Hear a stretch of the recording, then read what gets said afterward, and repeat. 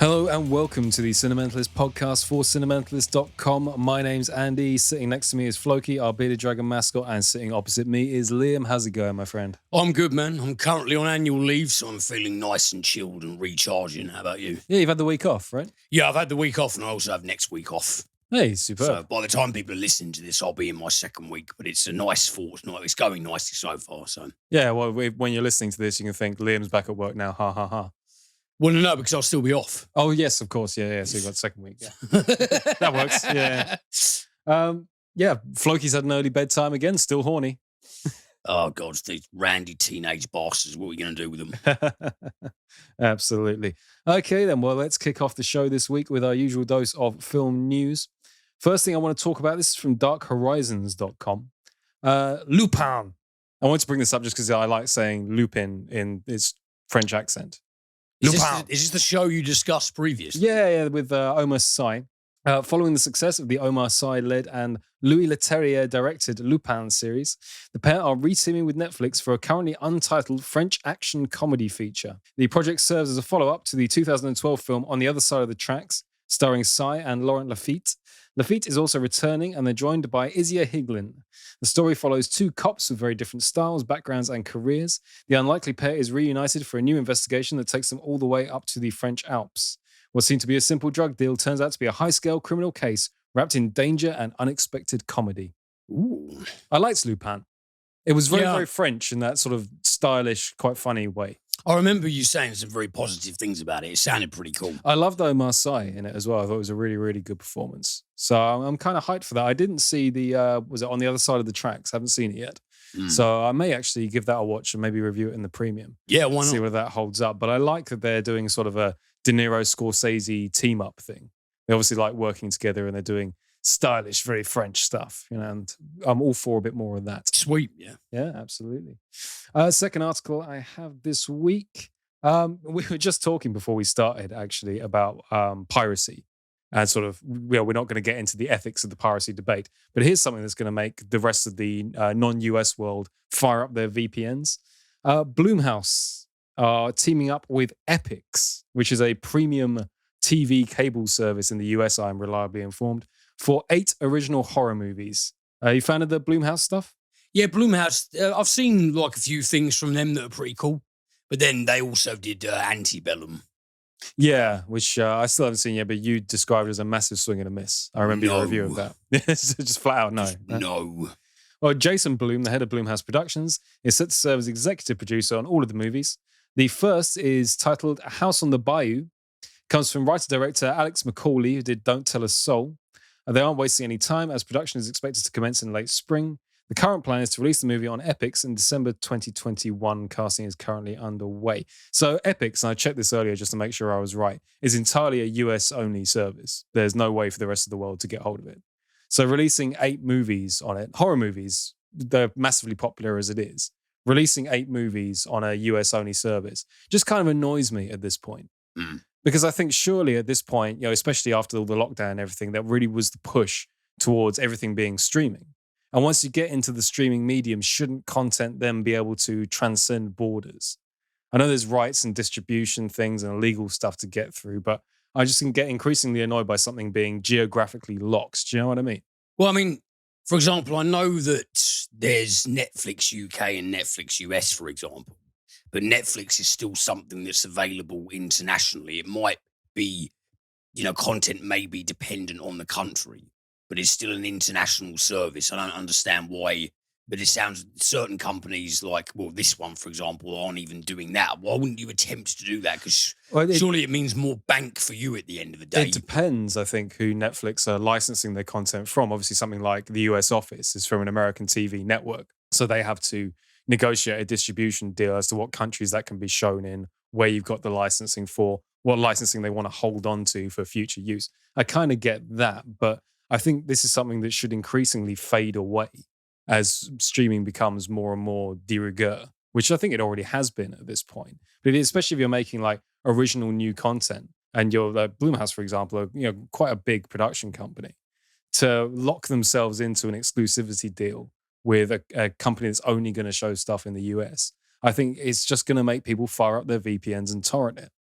There's And obviously a what lot of waste. things. There's obviously a lot of things I'm not aware of it, because all of the parties that preliminarily need to negotiate, I don't know. I just think, why don't they all sit around a table and the conversation goes something like this? All of us here like making money, don't we? The answer is yes. So maybe we should make this available everywhere so that more people are likely to pay for it. Yeah, it's just What am I overseeing here? It's just pushing people towards the piracy market, isn't it? And in which case, everybody loses. But the thing with piracy is people are quite prepared to pay for their content, providing it's available to them in a cheap and easy fashion. And as soon as you get away from that, and as soon as you start either overcharging or locking things away behind paywalls that are too expensive, or location-based stuff where you can watch it in the Netherlands and deepest, darkest Bavaria, but you can't watch it in the UK, people are just going to torrent it. They're quite happy to pay for the content, providing the content is accessible to them at a reasonable price. And I just think locking people out geographically, I'm sure that deal is good for the company in terms of, Epics are probably making them a lot of money. But I think it's, as you said, it's a waste of opportunity. And ultimately, you're going to make, the more markets that content is going to be shown in, the more money you're going to make. But yeah, that's the deal they've struck anyway. So 8 horror movies by Blumhouse that are going to be locked into, if you're a US listener, you part of your cable package, I presume, is likely to be Epics. But over in the UK and, the rest of the world, this isn't an option. Well, as you say, it's going to be driving people into the underworld in terms of just encourages the black market. Yeah, like all that sort of prohibition, if you like. I think it's kind of wrong to call it prohibition, but you know what I mean. It's the same. People are always going to pirate. Well, they shouldn't, but they will. But they will. Yeah. People are always going to take drugs. Well, they shouldn't, but they will. Depressing news here, Liam. Avatar has once again become the world's highest grossing film. Right. Okay. Directed by James Cameron and first released back in 2009, Avatar follows the story of, well, it doesn't really have a story, to be honest. I've seen it twice and that was enough. The film was hugely successful and spent 10 years being the highest grossing movie of all time before it was replaced by Marvel's Avengers Endgame in 2019. That is until Avatar was re-released in China on Friday the 12th of March 2021, where it's reclaimed its title. So its re-release in China has now pushed Avatar's worldwide sales above $2.8 billion. That also means that Disney, the wonderful mouse, now own 3 of the world's highest grossing films of all time after they bought the media company Fox in 2019. I find it very depressing that Avatar is still making money. It's not a good film by anybody's estimation. It really isn't. No, I just find it very bland, and I know that there's a lot going on in the film per se, but I still find it uneventful. I remember when it came out as well, people kept banging on about how good the special effects were in it. And I thought, oh, great. So when I sat down to watch it, I don't even think it looks that good. Even back then, I didn't think it looked particularly good. I've selected the wrong film. Yeah. Where's the correct one? I think it was even funnier that this was still around the time when you could buy the VHS. So you're watching a film that is essentially all about the visuals, and you're watching it on a ropey old tape. But even on Blu-ray or whatever, I don't get it. It's, as many people have said before, it's the Pocahontas story, just rehashed over and over again. Okay, that's fine. Lots of films have done that, but it's not a particularly compelling version of it. I love my sci-fi. It's supposed to be science fiction. Not really. It's blue-skinned people showing off mocap facial animation that isn't actually that impressive and ages within a year of release. But as we've discussed before on the podcast, though, the Chinese market goes massively in for as much CGI as you can cram into the frame. And so I'd imagine that's part of its success. The Chinese people really do seem to like, at least in a general sense, seems to spend their money on super CGI pictures. And Avatar is the most super CGI of them all. Do you remember? I can't remember. I'm sure it was an urban legend. So I'm not aware of any substantiation of this actually happening. But do you remember those rumors going around about people watching Avatar and then they committed suicide because they'd never be able to live in a world as perfect as that? Yeah, I mean, that's actually sadder than Avatar making more money, isn't it? I mean, oh man, guys, come on. I hope none of it's true. I hope it was just someone with a very sick and inventive sense of humor. Yeah, that just really depresses me. Like, oh man, come on, there's so much more to live for than fucking Avatar. Come on. Why would you want to live there anyway?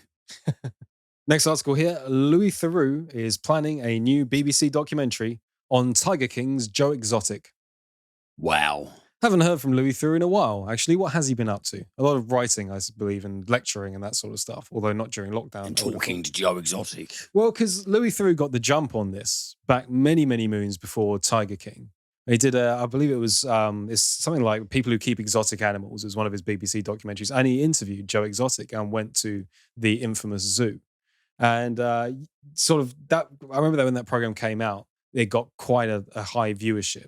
But I think he's been kind of blindsided by the fact that the documentary crew actually went in and did, let's be honest, a lot more work and actually got to the real meat and nitty gritty of the story and were there when everything blew up. So he sort of missed the boat on this one. So he's going to go back again and, well, I imagine, have a chat to Joe Exotic in prison and try and find out some stuff that's happened since the show, which should be interesting.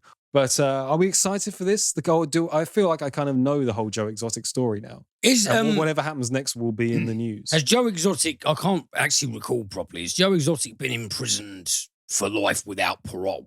I have no idea if it's without parole. I know that he was very, very upset when Trump had his last day and was handing out presidential pardons like they were gummy bears. And he actually had a limo waiting outside the prison to pick him up once he received his presidential pardon, and then no presidential pardon came. I know he was very, very disappointed by that one. I'm not trying to sort of go, I'm throwing my lot in with people who engage in criminal conspiracy, but gave pardons to people who actually did some really bad shit. Joe Exotic only talked about planning to do some really bad shit. I don't doubt for a second that if he had the opportunity, he would have done it. But at the same time, his sentence does seem somewhat harsh, although, that's US law for you. It varies state by state, doesn't it? Especially when compared to giving pardons to people who actually killed people and fucked them up. Well, yeah, that's true. I'm just thinking in terms of consistency. It surprised me, actually, because I thought that was an easy move for Trump in terms of he's handing out presidential pardons to get hardcore Republicans, etc., on his side and people that believe in liberty and freedom above all else. I was entirely expecting, for the publicity alone, him to give a pardon to Joe Exotic, and it never came. Well, the Republicans wouldn't care about Joe Exotic because he's gay and an ex-drug That's addict. A fair point. Yeah, but a lot of libertarians would. Yes, that's true. So that would have widened the base, but there you go. Well, yeah, so we'll wait to see on this one, but I just kind of feel like that story's been told at this point, and anything after is going to be a footnote. He did this with Jimmy Savile as well, didn't he? After the U-Tree allegations, everything, obviously Jimmy Savile was dead at that point, but he made a program going back over his interview with Jimmy Savile. I remember him expressing a lot of regret that he knew the entire way through that it was very obvious that something deep and dark was going on with Savile, but he never quite managed to get to it. He never quite managed to pin him down. I mean, he wasn't the only one. No one managed to pin down Savile, at least while he was alive. But that documentary was quite interesting in that it's sort of Louis Theroux expressing remorse at the missed opportunity. He felt like he got really close to, at that point, he would have been able to perhaps uncover some evidence that would have convicted Savile while he was alive and possibly saved some children from going through horrific stuff. I've seen like other sort of snippets here and there. There's actually loads and loads of interviews in which Savile, he basically, in euphemistic terms, admits what he did loads of times in cloaked language, because that's what a narcissistic sociopath does. So, I mean, Louis Theroux, should he feel guilty, or was he just I didn't think so, but he certainly does. Someone being fooled by a psychopath, that's what psychopaths do. So, but, I didn't really anticipate this, but that's a hell of an article to end on, chatting about Jimmy Savile, isn't it? Can we brighten the mood in the room? Should we do something? Sure. Should we do some film reviews, Liam? Should we do something really, really... Do you have anything really good this week? Well, I've got two things that I did, and neither of them are especially cheery, but I liked them. Excellent. Yeah, okay. Well, let's crack on with the positivity then. So, we'll start with, by the time people are listening to this, it would be last Tuesday's blog article. This is a brand spanking new one called Come True. It is from Canadian writer-director Anthony Scott Burns, and it's one of those jobbies where the director has also done everything except star in it. He wrote it, he produced it, he did the cinematography, he edited it, and he also co-scored it. Wow. So Anthony Scott Burns, this film is one of his babies. He was a very busy bee throwing his lot into this. And this is the story of a young woman named Sarah Dunn, played by Canadian actress Julia Sarah-Stone. And Sarah is an 18-year-old who the film opens with her waking up on a slide in a beanbag in a children's playground, She's absconded from home. She's run away for reasons that are never really revealed. And most mornings she stands outside her home and spies her mother driving off to work so that she can sneak back into the house, get change of clothes and shower and then fuck off again. So she's a runaway for reasons unknown who surreptitiously sneaks back into her house occasionally to get some necessities. She still attends high school when she falls asleep in class. She beds down rough 99% of the time. Occasionally her best friend, a girl by the name of Zoe, will let her crash in the room. But essentially, Sarah just never gets good sleep. And she's got great big bags under her eyes and she's always exhausted and knackered as fuck and very miserable as a result. One day, she meets up with her friend in a cafe and they're binging through some coffee. And Sarah notices an ad on the wall. And it's an ad from a local university that is offering $12 an hour for volunteers who will participate in a sleep study. Come along, literally, you get hooked up, you get monitored. For every single hour that you're asleep, you get paid $12. She thinks, I've been having some really fucked up dreams recently. I can't sleep properly at all. I'm knackered. I don't have any money. This is a good opportunity. She goes along, and right off the bat, this place is weird. It's very, you know how in early David Cronenberg films, there was a lot of sort of autumnal, wintry shots of kind of inner city Canadian modernist architecture. Yeah. Where like the buildings just looked something, you knew something ominous was Yeah, afoot. a lot of like three quarters looking up at these It's imposing skyscrapers. Yeah, it's a place that has a very sort of frosty and detached look at it, like cinematographically. And she turns up, and the overseers there seem friendly enough, as do the other participants, but they're all extremely cagey. She meets a very friendly woman, played by Carly Risky, by the name of Anita. Very, very nice and helpful, and wants to get her settled and ask her for all the preliminary questions. But Sarah says, so what are you guys, this is a sleep study, but what are you guys actually studying? She's like, I can't tell you that. It's like, okay, like who's behind this experiment? So I can't tell you that either. She's like, okay, but she decides to go along with it because why not, right? It's a bed, it's an actual bed, and there's a financial incentive. Nothing nefarious going on here. Yeah. It's an actual bed, and there's a financial incentive. But as things progress, Sarah becomes more and more maddeningly perturbed because she has these dreams, these insanely shot dreams that traverse it's like a barren, black and grey wasteland with lots of twisted, horrific looking figures. And at the end of each nightmare, well, I would say dream, but they're really nightmares. At the end of each nightmare, it climaxes with the silhouette of a bald figure that has bright glowing eyes, very, very freaky looking. There are several of these nightmare sequences in this film, and they're all very vivid and extraordinarily creepy, and they're getting progressively worse. And Sarah is both terrified by that, and she's simultaneously very creeped out by this study because nobody's telling her shit. And she might also be being stalked by one of the study overseers, Jeremy, played by Landon Liberon. And there's a mounting atmosphere of paranoia throughout the whole film. And Sarah just is desperately trying to get to the bottom of what the fuck this is all about. Who's a friend? Who's an enemy? What is actually real? What is consensus reality versus her dreamscape? Is her dreamscape actually realer than she thinks it is? It's a sci-fi horror, very much in that tradition, if you know what I mean. It's reality versus, well, subconscious or possibly even a supernatural netherworld. So quite existential then. Yeah, there's some it's existential. The exposition is very minimalist. It's that horror where it's very mood-oriented and atmospheric. Now, the thing we come true is that I've already seen a lot of Marmite reaction to this. People are either loving it or they're hating it. And I think the reason that a lot of people are hating it is because it is very elliptically plotted. And a lot of things are kept intentionally very vague and mysterious. And it's something that facilitates audience interpretation quite strongly. But when you talk about the soundscape and the visuals of this film, there's some incredible stuff going on here, man. As soon as it opens, it's got the opening credits. The font is something that is completely evocative of early David Cronenberg. It's got that real a sheen of like his works like Shivers and Videodrome. It's got this excellent kind of like pale blue greenish font, and it opens up on this like static analog monitor. Really highly evocative of that. The score, which is done by Anthony Scott Burns under the name of Pilot Priest in conjunction with they're a Canadian synthwave duo. I think they're called Electric Youth. Yeah. This score was a majorly strong tip of the hat to artists like Evangelists.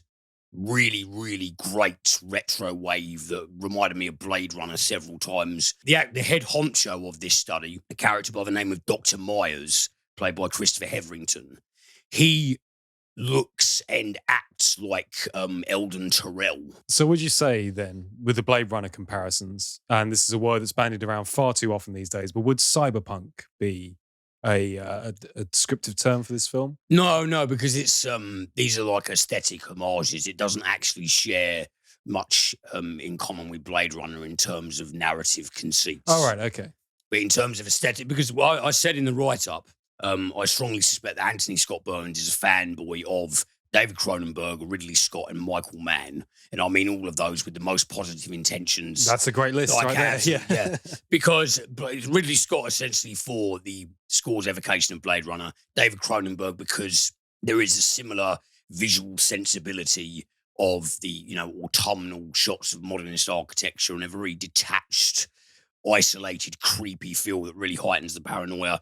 Michael Mann, because there's this amazing sequence where Dr. Meyer and the overseer team are monitoring Sarah and the other sleep study participants. And as it's being explained, there's this great sequence where they play Coelacanth by Shriekback, which is, most people will recognize that tune from Manhunter, where Reba, played by Joan Allen, she's blind, and Frances Dolarhyde takes her to where it's like a vet, I think it's like a vet lab where they're keeping a sedated tiger, and she pets the tiger, and it's that very sensuous, weird sequence with that incredible music wrapped around it. And it's the same piece of music, and it's utilized in Come True brilliantly. This is something this Come True has got atmosphere in absolute spades. It's got a great score. It's visually great. I think that Julia Sarah Stone puts in a really, really great work as Sarah, because she's essentially a cipher, but she still makes you feel for her. There's something compelling about her performance, and there's equally something elusively creepy about everyone else around her. And the film does have a very dreamlike logic to it. Focal people come in and out. You're not really sure what time or place it's taking. I mean, it's a Canadian film, but it doesn't really reference Canada. It doesn't even reference the year that it takes place in. Were it not for the cell phones, this could have come out 20, 30 years ago, probably even longer than that. Like the way that it follows, there's a temporal uncertainty in it. You never really know where it's taking place. There's something weird and oniric about that, just as there is in this. The reason that a lot of people seem to be shitting on Come True is that it has a big reveal that I'm not going to say anything about here, but it's one that a lot of people feel is unearned, and they feel cheated by the film because of it. But it was actually a moment that hit me very hard and that I found very emotionally haunting. So in contrast to a lot of film critics and just general fans who they were just very, very angered by it seemingly, I actually found it very powerful. Reveals are like that though, aren't they? They're so subjective. Yeah, what works for one person really isn't going to work for another. I've read more negative feedback about this reveal than I have positive, but I have read some positive feedback, and the minimal positive feedback that I have read, they appear to appreciate it for the exact reasons that I did. So neither one is right or wrong, but I found it, basically when the film ended, I was thinking about it for several hours afterwards, and I felt quite funny. And I'm always very, very appreciative of a film that can do that. That sounds really effective as like an existentialist piece then. That's sort of what it should do, isn't it? It should stick with you, and it should make you think around it. Yeah, I mean, it's a punishing film in terms of there's a lot of crazy stuff going on there with high concept neuroscience and Jungian archetypes and stuff that, as I said, is largely left to the viewer's interpretation. But for me, something about it really worked. I really, really liked Come True. I was immersed in it. I found it very compelling. I really savoured the fact that a lot of it is left in the audience's lap in terms of what the hell it was really all about. And it was powerful. So, yeah, that was good stuff. Oh, excellent. Well, I'm always up for some existentialist stuff that's going to keep me up at night. Make of that what you will. Yeah. Oh, it's definitely, I know I always say whenever I find something good, you should watch it anyway, but I'd especially like to hear your opinions about that one. Man, I'll give it a go, man. I was taken in by it, and I've been thinking about it ever since I first watched it a few days ago. So any film that makes me do that, it has to be a recommendation, doesn't it? Love it or loathe it. I just want people to see it, just to just have your own experience of it. You might think it's a piece of turd, and if you do, fair enough. Move on to something else. But I hope, with all reviews on this podcast, I hope that you have the same kind of experience I did, because it's there's something meaningful there. They'll write in. They always do. And next up, yes, I watched Cherry. The new one by the Russo brothers. Yeah, isn't this sort of is it World War I or World War II? No, it's Iraq. Oh, it's modern. Okay, fair enough. Yeah. It's the main character is actually stationed in Iraq between 2005 2006. All I know about this is war movie. I assumed, given that just about all war movies these days are set in World War I and World War II. This is the Russo brothers adapting the novel Cherry by Nico Walker, and this novel is a work of autofiction in that it's based on events that happened in Nico Walker's life, but there are certain details that have been fictionalized, certain that are outright fictional, and things that did actually happen in his life, but they happen in different order in the novel, and the narrator is nameless. So consequently, the focal actor in the film Cherry, Tom Hollands, his character is just called Cherry. Okay. And Cherry, as I said, is something of an analog of Nico Walker. Is a young man who is he's involved in a relationship with a young woman, and he's got some friends who are quite deadbeaty, but he kind of savors their company. He's not really sure about what his place in the world is or where he's going, but he starts to fall very hard for this young lady played by Sierra Bravo. But she announces that she's going to go off to Montreal to study. They're living in Cleveland, Ohio, by the way, and she announces she's going to go off to Montreal to study. Cherry is heartbroken, so he impulsively goes out and enlists in the army. Right, okay. As you do. As you do. Yeah. His girlfriend gets very upset and decides that she doesn't actually want to go to Montreal. And he doesn't say it to her this bluntly when he's like, well, I've listed in the fucking army now, so I wish you'd have not just, why did you have to have this goddamn idea in the first place? Because it's not something I can just go, I don't want to do it anymore. Yeah, no, guys, I've changed my mind. Yeah. Yeah. Just give me the paperwork. That doesn't back. work. Yeah. So Cherry, he enlists, he gets deployed, sent to Iraq, works as a medic for the US Army. He's out there, in both the book and the film and in Nico Walker's actual life, he's out there for a year. And as a year of being a US Army medic in Iraq, he sees some really, really fucked up shit, as you would expect. He comes home with PTSD that doesn't get formally diagnosed, but he's got PTSD.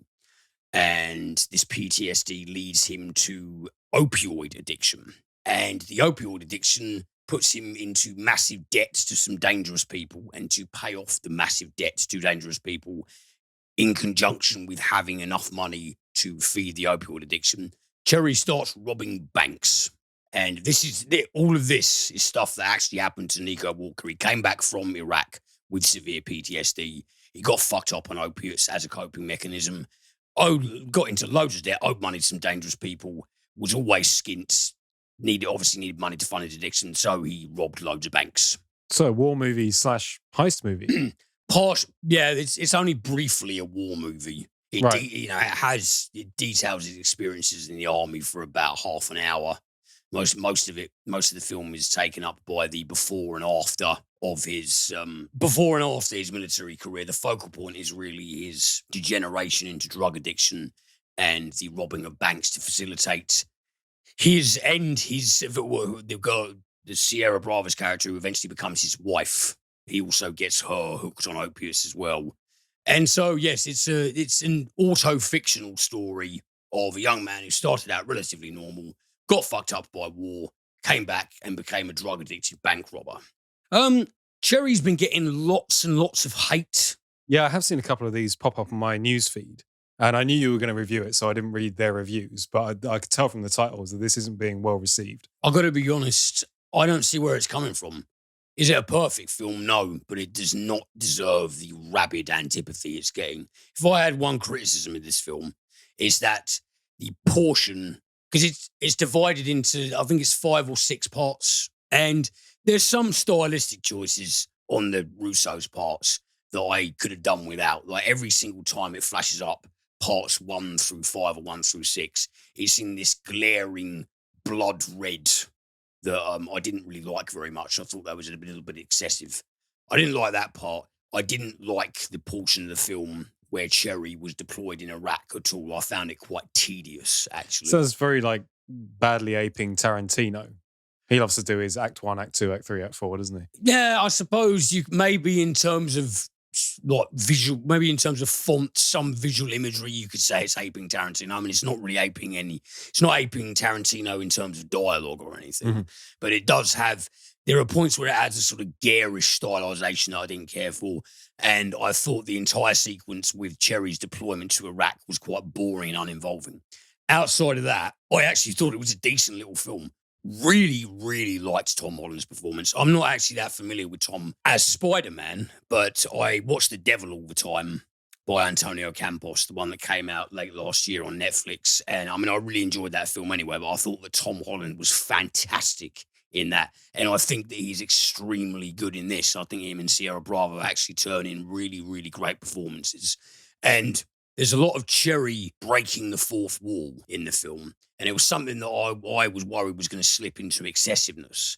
But to me, it didn't overuse it.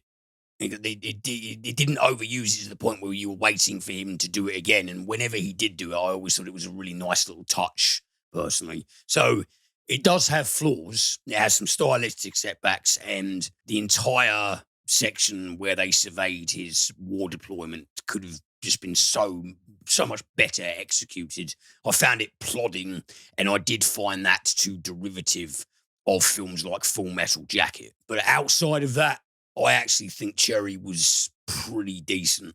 It was, I would recommend people watch it. I always like it when we get a review that's, if you're seeing a lot of backlash towards something. I think a lot of critics dogpile on top of that and go, oh, this will be fun. It's always nice to find actually that there might be a good film underneath if you look a bit deeper. I think that Tom Holland, because Tom Holland begins the film as, because, Nico Walker, well, as far as I understand Nico Walker in reality, but his fictionalized counterpart of Cherry. He's a kind of he's a regular Joe Schmo. He's just like a young, confused kind of guy. It starts in 2002. In terms of timeline, it starts in 2002. Where Nico Walker would have been 17. So I believe Cherry's also 17, 18 as well, because it starts when he's in high school. Well, I mean, it starts in media res, but then it charts back to when he's in high school and how he first meets the woman who eventually became his wife. And he's just an average, relatively decent guy. And the way that Tom Holland portrays PTSD freakouts and the way he portrays drug-addled despair, I thought it was really, really well done. It was poignant. It was poignant. I bought into it. I really like the chemistry between him and Bravo. Yeah, this film, I've been having discussions with a couple of people, and somebody said to me, they have a sneaking suspicion. Obviously, everything is subjective, so you got to be careful how you approach these kind of things. But they have a sneaking suspicion that people who consider themselves real fans of cinema, they don't like, how dare the Russo brothers attempt to do anything outside of their stupid superhero bullshit. Right. Because I watched the same film as they did. And Isn't that a good thing, though? Surely if you don't they're branching out. Surely those people are coming from the perspective of, okay, well, I don't like the Marvel movies, which is fine. But surely then you would like the same directors to then go, okay, well, you know what? We're going to do something entirely different. But it's that kind of narcissistic elitism where they're going, yeah, but you wouldn't be able to. Right, okay, Because don't get me wrong. That's not giving it a fair shout, though, is it? I mean, that's throwing objectivity out the window. Honestly, reads, I mean, again, as always, maybe you'll have a completely different experience to me. I read the really, really negative reviews before. There's so many of them. I try and go into everything with as open a mind as possible. And I thought, it looks like I'm on board for a real piece of shit here. This is going to be really bad. No, it's not. It's not. It has some problems, definitely. But it's nowhere near as fucking terrible as people are making it out to be. Not by a long shot. I'm sorry. So this is a recommendation then for Cherry. I think it's a solid film. Yeah. Superb. I'll be giving that a watch as well, mate. Yeah. No, it's a good little movie. And yeah, it's getting dogpiled and it's getting eviscerated in a way that I do not think is earned. So Excellent. Okay, then that brings me on to TV of the week. And this week I have been watching, it's a great way to start out the review, I thought. I have been watching a little show that's causing quite a bit of hype at the moment. This is aired on Showtime in the US, and there's various other ways you can watch it. I believe it's turning up on Amazon Prime in the UK quite soon, but I got access to a copy. This is called Your Honor. Oh, what, with Bryan Cranston? It is indeed starring Bryan Cranston. Yes. Yeah. And the setup for this is a relatively simple setup, but it's shown in quite a fragmented way. So I'm going to do my damnedest to portray it in sequence as to getting to the setup of this show. So as I just said to you, wish me luck, okay? Good luck. This begins with Hunter Doohan playing Adam Desiato. He's in bed with his girlfriend. Young kid, must be about 16, 17, in bed with his girlfriend. And she gets up, puts her clothes on and says, I'll see you at school. We then cut to Rocco Baxter, who's played by Benjamin Wadsworth, who's living in an entirely different house. He comes down for breakfast with his family. And his dad, Jimmy Baxter, is played by Michael Stuhlbarg. Arnold Rothstein in Boardwalk Empire. Yeah, that's his dad. Scary motherfucker. Absolutely. He's having a breakfast with them. His dad looks out the window and goes, who left that piece of shit on my lawn? Goes out there and there is a motorbike, not just any motorbike, like a 1960s, 70s cafe racer style. Yeah. You know what I mean by that? Like something that would be outside the Ace Cafe. Little fuel tank, little 60s, 70s racy bike. This is a present for Rocco. He was going to wait until his birthday, but he decided he was too excited. He's got him this bike. He's given it to him now. So Rocco is overjoyed with his new motorbike present, gets on it and rides off into the distance. We cut back to Adam. And he is driving through a dilapidated, bad part of town. Real rundown, nobody out on the streets, trash blowing in the wind. It's almost got the tumbleweed from the Wild West movies. He pulls up outside of a grocery store and he leaves a picture of a woman on the street, on the curb. And he stands back in sort of reverence and has a moment. As he's having this moment, he looks up and he sees a bunch of guys are approaching towards him in very menacing fashion in this bad bit of town. So he freaks out a little bit. He starts panicking.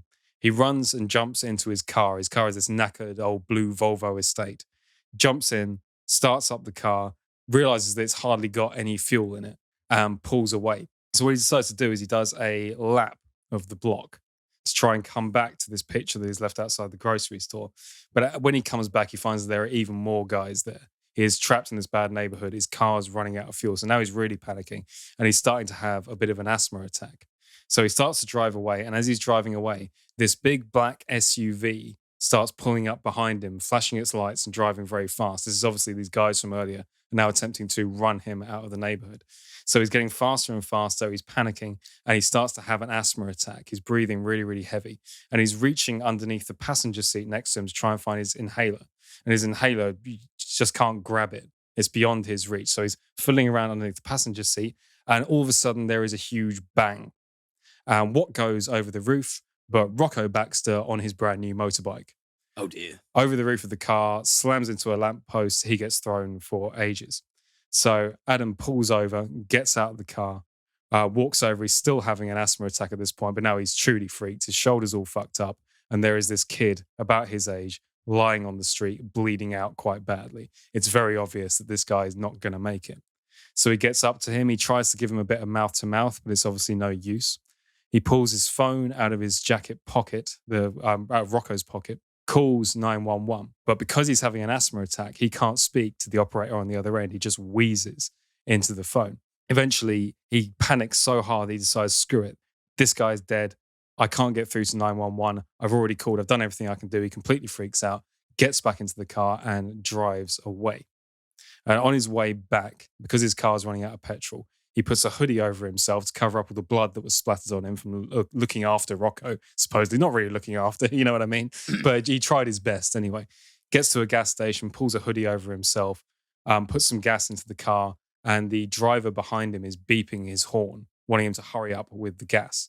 So he's really freaking out now because somebody's seen him and he obviously looks fucked up and messed up. All this is interspersed with a man jogging, a mysterious hooded figure. This hooded figure is out for a run and he runs up to a house in this dilapidated neighborhood. He looks through the door. Now the door's open, but the screen door's shut. He looks through the door kind of inquisitively and then runs off again. So this figure is intercut in between these scenes of Adam and Rocco having their collision, if you like. This figure eventually makes it up the steps to a courthouse, gets into the courthouse, pulls down the hood, and who is it but Bryan Cranston, who is playing Michael Desiato, who is a high court judge. And this is just an average day at work. The reason he was running up to this dilapidated house to look through the door is he figured in this case that he was trying at the moment that the police must be lying, because they said that they saw a woman in this house insert a package of drugs into herself from the front door. And by running up to the front door and looking through the house, he realized you couldn't see the bathroom or the bedroom or anywhere where she would have been able to do this. So he is Captain Good Judge Bryan Cranston. He gets back home that evening and he finds Adam. And Adam is still completely and utterly freaked out. He's tried to wash his clothes. He's screwed up the washing machine. He's thrown his shoes in there. He's trailed blood all over the place. Michael Desiato says to his son, what the hell's going on? What's up with you? You're acting really, really weird. And Adam confesses to Michael that he ran into someone today. And not only did he pretty much murder them, but he ran away. So Michael starts freaking out and goes, look, I'm a judge. You drove away. That was the wrong thing to do, but it was an accident. It wasn't your fault. You're going to have to turn yourself in. So he gets Adam ready and he takes him to the police station. They pull up to the police station car park. Adam goes to get out and Michael says, no, I'm a judge. Look, listen, sit in here. I'll come and get you. Let me just go in and sort of prep these guys. I know everyone in the police station. Let me set this up for you and it will go as smoothly as we possibly can. So Michael gets into the police station. He's waiting at the desk to see a reception clerk and he looks over and he sees Jimmy Baxter and his wife in absolute agony. They've obviously just been told that their son has been killed in an automobile accident. Michael's face drops and he stands in absolute shock and horror. Turns around on his heels, walks out the station. As he gets to the car park, Adam's out of the car. He's got his bag ready. And Michael goes, get back in the car. Just get back in the car. Adam goes, what the hell's going on? They get back in the car. And Michael says, do you realize whose son you just killed? That's Jimmy Baxter. He is the biggest mobster in the New Orleans area where this is set. If you confess to murdering his son and then running away, you're a dead man. And very probably so am I. Shit. So Michael, now the High Court judge, begins to cover up the misdeeds of his young, naive son. And that's where I'm going to leave the setup. So that's quite difficult to explain because it's like three different narratives all intercut and interspersed between each other. But ultimately, this kid has knocked someone off his bike and that kid was a gangster's son. And the gangster now begins to suspect that foul play may be involved. And things evolve from there. Now, this has been getting quite a lot of heat from critics at the moment. And the reason it's getting a lot of heat is because everybody wants to compare it to Breaking Bad. Because, and you know what, it's a fair comparison. Well, because it's got Bryan Cranston. Well, it's Bryan Cranston playing a middle-aged man who has an ordinary life and is an upstanding member of his community. And then through circumstance is thrust into a world of crime and nefarious deeds and things that he is totally unprepared for. There's some similarities between the character. There's some similarities in the way that, remember when Bryan Cranston was playing Heisenberg, he was freaking out quite a lot initially before he got he leveled out, before he got a lay of the land and started to turn into a criminal mastermind. Right. There was a lot of initial freaking out and it's the everyman thrown into an unusual situation. There are a lot of comparisons to be made there. There's also comparisons to be made actually in the way this is shot, because Breaking Bad was really, really artistic and cinematic in the way that it was shot. And so is Your Honor. I actually think that criticism is not a negative, it's a strength. I mean, to compare a show to Breaking Bad is like, you're comparing something to one of the gold standard TV shows. Actually, this isn't just like Breaking Bad. It's a bit like The Sopranos. And it's a bit like The Wire as well, because what ends up happening through Michael Desiato's attempts to suppress what's happened to his son, he ends up kicking off a kind of citywide, almost gang war. So it's about the consequences of your actions. It's the butterfly flapping its wings. It's one small event and one attempt to cover it up causes a ripple throughout this community. That means that Jimmy Baxter is one of the mob bosses of New Orleans. He's now looking, he believes it might be one of the black gangs might have done it, for example. Michael attempts to, through some of his contacts, pin the car on someone else. He tries to make it look like the car's been stolen and calls up one of his friends who arranges that to happen. But it actually just gets worse and it tumbles. So again, Breaking Bad. It's one bad action causes another bad action, which causes a bigger bad action, which causes someone over there to think this is happening when it's actually not, which causes these people over there to suddenly realize, what's that person over there doing? And so it's that intertwined spun narrative. I mean, that's hard to write. And actually, I think the writing in this show is really, really successful. It's brilliantly done. It's brilliantly performed. I mean, to say Bryan Cranston does a fantastic job of this sort of character is redundant because we know he can do this sort of character because we've seen him do it in Breaking Bad. There are, of course, differences, but there is a main similarity as well. And who better for this role than Bryan? I don't really get the criticism. I think that's actually glowing praise to put Breaking Bad. So Your Honor's actually a good show then? Yeah, I really, really enjoy it. The writing is very, very clever. It's really nicely put together. It's got a nice little twist in every episode. The rabbit hole gets deeper. It's like the more actions he takes, the more of his grave he's dug. And so everything goes down and down and down. There's sort of a murder mystery element to it as well. Actually, before we started this podcast, we were talking for a bit about Columbo.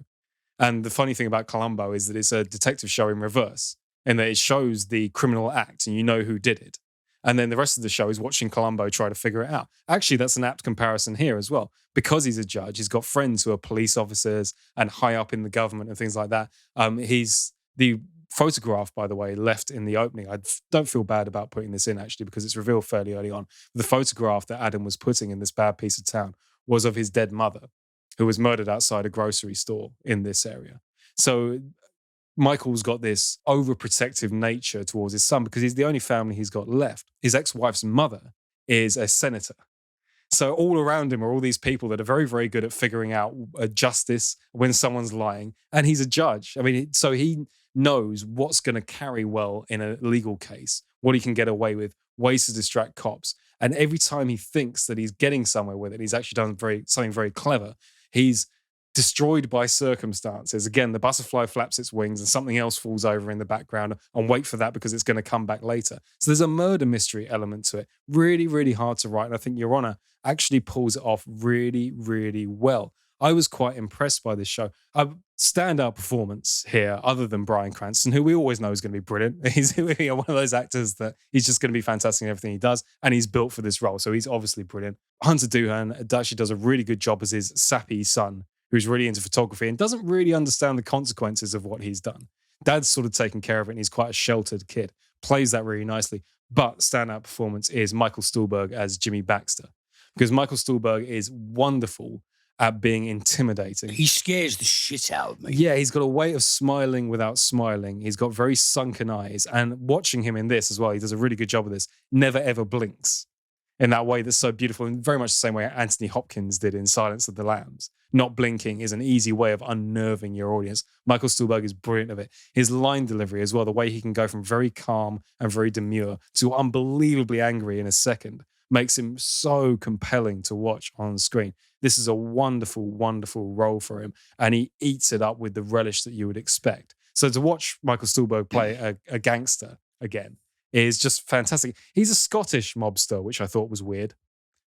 Yes. What? So he's in New Orleans. He's got an American accent, but his ancestry is Scottish. He actually references it directly, and at a couple of points, mockingly does a Scottish accent as well, which is, I can't remember ever seeing a piece of media about a Scottish gangster that wasn't set in Scotland. In New Orleans, of all places. Well, the south of the United States has a very heavy Scots-Irish heritage. Yeah. So, I mean, it would work. He's got a Scottish enforcer as well. But I just thought that was kind of unusual and bizarre, because as soon as you see him and you realise that he's a gangster, you assume that he's going to be Italian. But he's Scottish. Italian, with Arnold Rothstein Jewish as well. Because I just reminded me with in Boardwalk Empire when Gyp Rossetti like looks at Rothstein and he's like, "You creeping around like a fucking dentist with the ether." I Yeah. thought that's such a great description because he is this creepy, really fucking scary guy. Arnold Rothstein was my favorite part of Boardwalk Empire. Oh, yeah, I by many ate miles. up that performance, and here he's actually going a bit bigger with it, and it's a different character entirely, but he's still using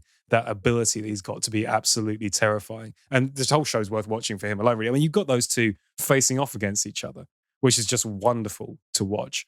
My only real critique of it, the final episode, although it's beautifully well shot and well done, it was actually directed by Bryan Cranston, which I thought was pretty cool. Okay. Really well He directed. directed a couple of Breaking Bads. Yeah, he's got some talent and he's got an eye. I think he's just a very impressive human being in general. But my one critique with the narrative, and as a result, the show as a whole, the final episode attempts to tie itself in a knot and wrap everything up nicely. And I thought it was a little bit phoned in. I've kind of felt like right at the last moment, the writers not necessarily ran out of ideas, but were in a hurry to knit everything together. Everything falls together a little bit too neatly. And there's a surprise ending that it does make sense, but it's a little holy.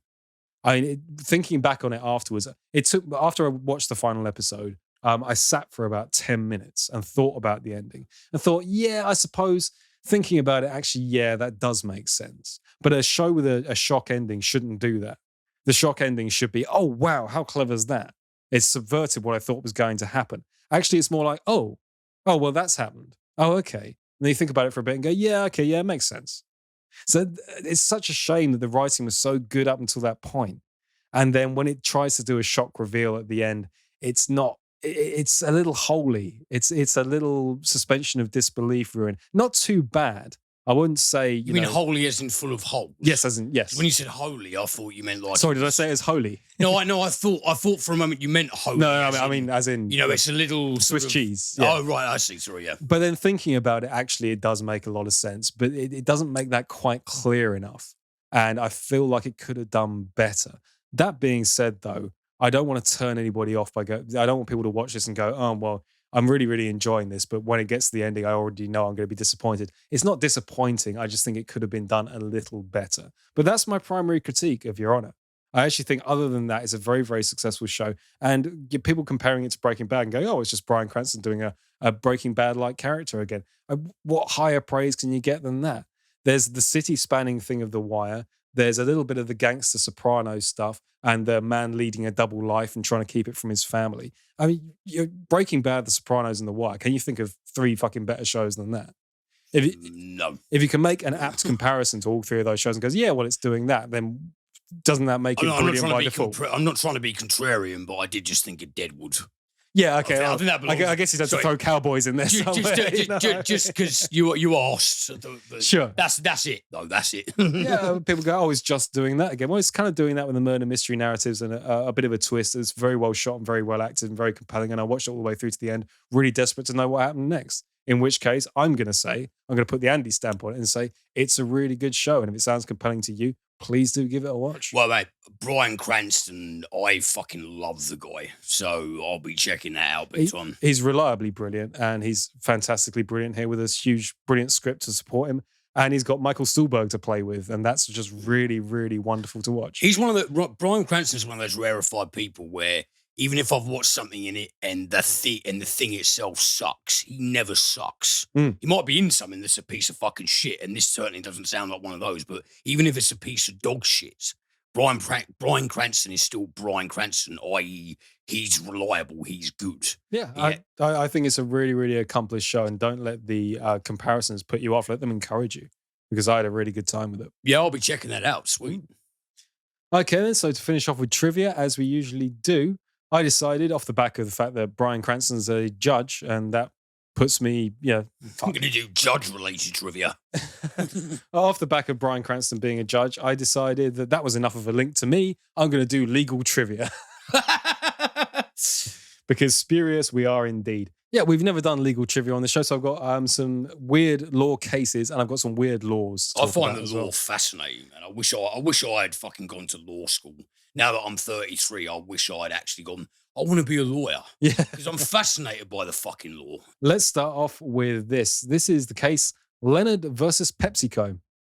In 1999, Pepsi ran an advert in the USA about a point scheme in which a teenager shows up in a Harrier jump jet with the text, Harrier fighter, 7 million Pepsi points.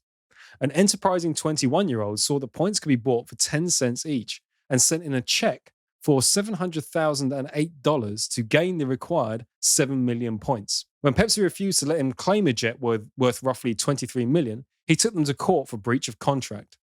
Disappointingly, Leonard's claim was rejected on the basis that no one could reasonably take the advert's offer seriously. But the court's observations make for a great source of deadpan humour, with comments such as, "The callow youth featured in the commercial is a highly improbable pilot, one who could barely be trusted with the keys to his parents' car, much less the prize aircraft of the United States Marine Corps." I think if you show, I'm completely against that case. I think if you show an advert that says a Harrier jump jet fighter is 7 million Pepsi points, and it's possible to accumulate 7 million Pepsi points, I think they should be made to give you the jet fighter. I think that's false advertising. I'm entirely with Leonard in this case. Yeah, where's the fucking, what is it, the Consumer Rights Act, or where's some equivalence to that? Apparently no reasonable person would take that seriously, but isn't that kind of, if you do something that stupid, surely the legal team must have looked over that advert and thought, hang on a minute, you can't do that because it's like we're advertising a Harrier jump jet. Surely. Yeah, I think so. Fraud, that's what it is. Yeah. This is the case R versus Dudley and Stevens. Necessity isn't always an adequate defense against murder, and that was vividly shown in the case of R versus Dudley and Stevens. In 1884, Tom Dudley, Edwin Stevens, Edmund Brooks, and Richard Parker were shipwrecked and adrift in a lifeboat 700 miles from the nearest land with no fresh water and only 2 tins of turnips to eat. This was on the 5th of July. By 17th July, they had eaten the turnips and the entirety of a turtle they had managed to catch, and by the 24th of July, Parker had slipped into a coma. Realizing there was no other way to survive, Dudley and Stevens killed Parker, and the 3 remaining men, including Brooks, resorted to cannibalism in order to survive. On the 29th of July, they were rescued. When the case was brought to trial, public opinion was highly sympathetic to Dudley and Stevens, to the extent that their defense was paid for by public opinion. At the same time, the judiciary wanted to establish that necessity was not a defense for murder. The ultimate outcome of the case was something of a compromise. Dudley and Stevens were convicted of murder, but sentenced to just 6 months in prison. Necessity is not an excuse. Surely. So even if using that delving into that legalese, it's necessary, but it's not an excuse. Yeah. That makes no fucking sense. Yeah, logically that doesn't follow, does it? That makes no sense at all. I think it's a bit much as well. Stranded 700 miles offshore in a lifeboat, resorting to cannibalism, and then getting back and being charged for murder. What else were you supposed to do? That seems like such a weird legal precedent. They didn't kill him out of fucking psychopathy or malice. They killed him because they were desperate. Would they have killed him unless he was comatose? Probably not.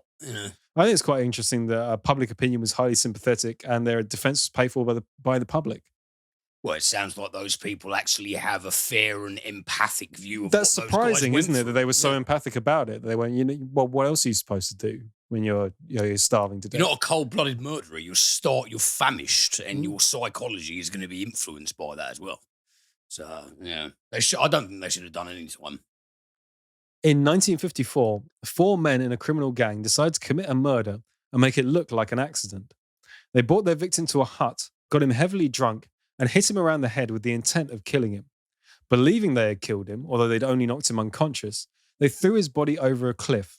He survived that too, but later died of exposure.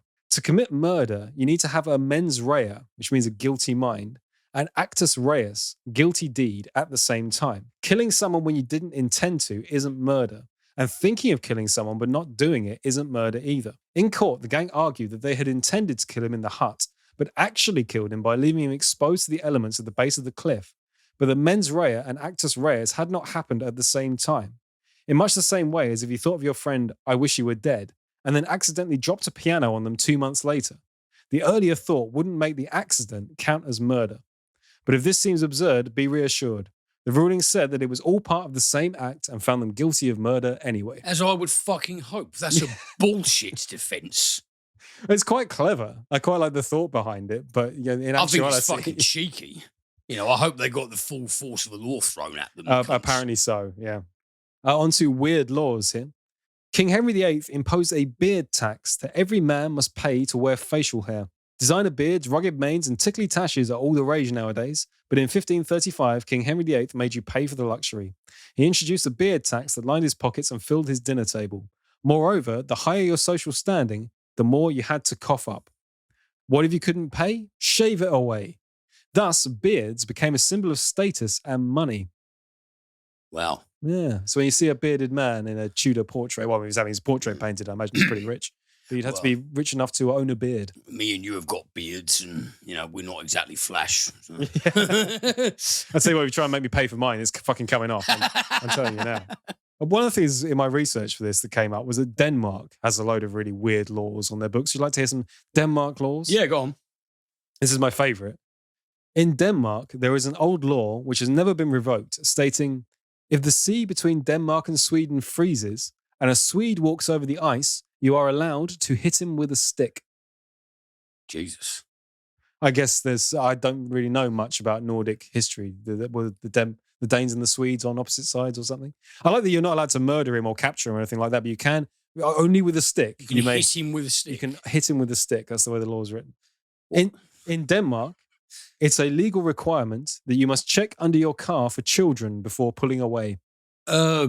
Random, but I like it. I don't want to know the event that caused that law to be passed, to be quite honest. There obviously must have been someone. There's always some kind of precedent, isn't there? Yeah. Some kind of it's very, very specific, that occasion. But yeah, technically, if you're going to go and drive your car, you must check underneath it first to make sure there's no children hiding under it. Well, I admire the conscientiousness. Similarly, headlights of your car in Denmark must be on at all times in order to distinguish your car from parked cars. Okay. What about like the power? Keeping your headlights on at all time is going to... It's not very eco-conscious. I mean, it'd be a tiny amount of extra petrol used to power the alternators, to power the battery, to power the lights. But, it's a little bit, isn't it? Yeah. It's just, well, okay. Do as you will. If you're a foreigner, you are not allowed to raise the flag of your own country in your garden. You can raise the flag of your country only together with the Danish flag. The Danish flag should be hoisted first and lowered last. That's a little bit... Nationalistic? Yeah. I was going to say jingoistic, authoritarian. A little bit, yeah, that provokes a little bit of discomfort there. And of course, we couldn't do this without doing some mad state laws, because there's still quite a few of them in the US. I thought I'd start out with this one. You can't wound a fish with a firearm in Wyoming. And I looked this up as well. That's actually the way the law is phrased. You cannot wound a fish. So there's nothing about killing fish. You can't wound a fish with a firearm. Okay. See, so you can't just spitefully shoot a fish in the tail. By the looks of it, I did look this up. I couldn't find anything about actually killing fish with firearms. So you got to put them down quick. So can you wound a fish with a knife? Didn't find anything about that. Yeah, presumably so. I mean, if it's worded that way in an effort to preclude animal cruelty being acceptable, I can get behind that. Sure. But the fact that they specify wounding with a firearm, I mean, surely wounding with malicious intent by any means should be illegal if that's what they're trying to prevent. It just, I don't know, just sounds a bit weird. People with sexually transmitted diseases can't get married in Nebraska. No person who is afflicted with a venereal disease shall marry in this state. As you're probably guessing, that's a tough one to enforce. So if you get a marriage license without being detected, the marriage license still counts. Oh, there's a law. Oh, shit. I wish I remember what state this was.